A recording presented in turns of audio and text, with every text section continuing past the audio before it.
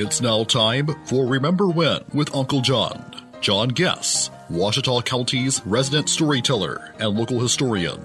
Sit back now and enjoy a walk down memory lane as John recalls the days of yesteryear in his own unique way. You never know, some of it might even be true. So here's Uncle John, along with his trusty sidekick, Kelly Blair. Back on Remember When with Uncle John. Well, here we are just rolling through this week, and we are now at one of my favorite days of the week, not just Hump Day, but Wassling Wednesday here on the Remember When with Uncle John show. Well, you know, Kelly. Yeah. The great folks down at the Shopper's Guide, J.J. Lindsay, if you got any kind of printing needs, if you need some no trespassing signs, if you need some stationery, business cards, whatever you need, go down there and see J.J. at Shopper's Guide. Tell him Uncle John and Kelly sent you. No doubt about it. Also, Sherwin-Williams House Paint right here in Camden, 315 Jefferson Street to be exact. You can give them a holler at 836-8125 for all your interior and exterior house painting needs. And we got ProMed Ambulance, 1-800-634-0436, serving Randolph, Lawrence, Ashley, Union, Dallas, and Calhoun County. Give them folks a call. Tell them Uncle John and Kelly sent you.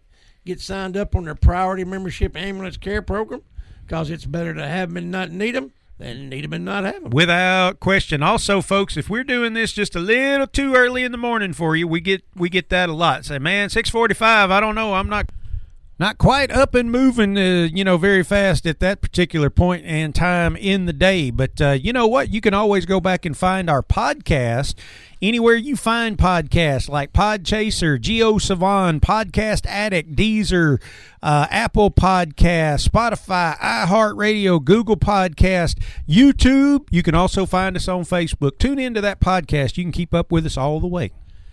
Absolutely.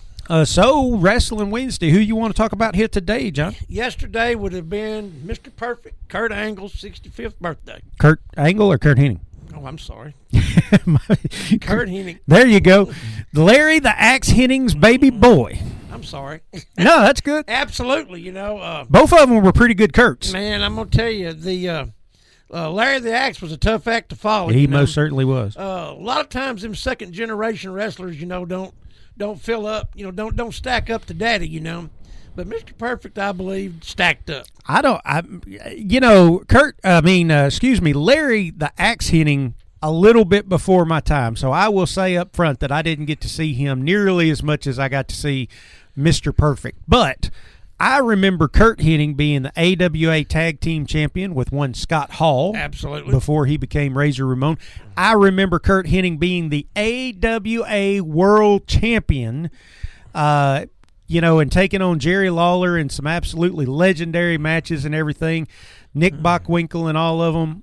And, quite honest, and that was before he even went to the WWF and became Mr. Perfect. Mr. Perfect. And two-time Intercontinental Champion, I believe it was, and all that before injuries, shortened his career way too early. But, I think Curt Hennig might have surpassed Dad.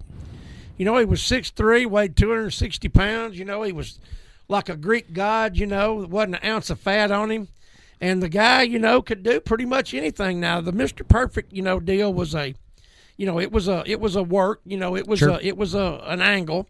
But, the guy was good. He was a good athlete no matter what he was doing. But, he was like his daddy. He was born to be a wrestler. Yep. And he was an AAU champion. Did a lot of amateur wrestling. But he was that good. He had everything, and like you said, the injuries just took him out. Yeah, he eventually had a back injury, which forced him to hang it up way too soon and all that kind of stuff. But, none other than Wade Boggs, who grew up with Curt Hennig over in Minnesota, said, look, he was just a natural athlete. He was all state, all universe, all territory, all everything in like every sport that you could imagine.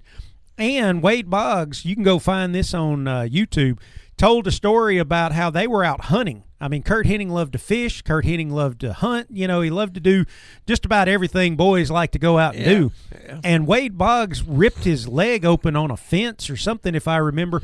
And there was a chance that could have been pretty serious. They're way out in the middle of nowhere, and he's not able to get himself back. And he said Curt Hennig put him up on his shoulders and hiked him, hauled him all the way back, miles and miles through the snow and everything. He said, I wouldn't be here if it wasn't for this guy. Well, he was that good. His final match was against David Flair in Brandon, Florida. And, he didn't show up the next morning for breakfast. And the housekeeper went in his hotel room and found him, dead from a drug overdose, which is so often the case, in so many of those great athletes. And, gone way too soon, passed away in 2003, February the 10th, 2003. But, it seems like it don't seem like that's 20 years ago. No, it doesn't seem like that. It doesn't seem like that long. But there's no telling, what he would have done, what he would have became had he not got injured. Well, if Dustin Rhodes, and Curt Hennig came along a lot faster, a lot earlier than Dustin Rhodes, but they could have easily applied the moniker The Natural to Curt Hennig as they did Dustin Rhodes, because he was absolutely a natural. He could talk. He could make you get on his side.